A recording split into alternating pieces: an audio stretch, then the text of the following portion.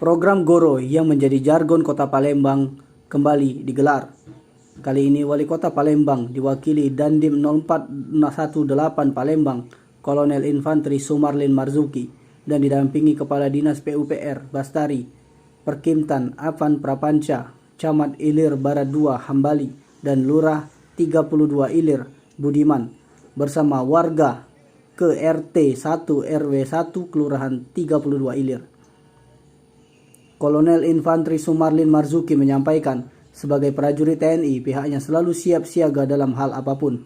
Dikatakannya, prajurit juga selalu berada di tengah-tengah masyarakat, termasuk dalam hal gotong royong.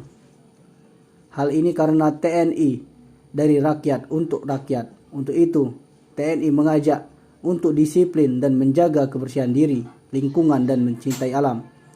Sementara itu, Kepala Dinas PUPR Kota Palembang Bastari menambahkan bahwa saat ini Palembang menjadi contoh bagi kota-kota lain seperti Makassar, Solo, dan kota yang menangani banjir.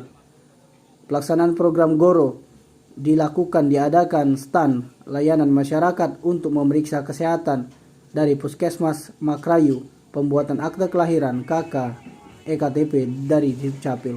Tim Liputan Sumsel Update TV melaporkan.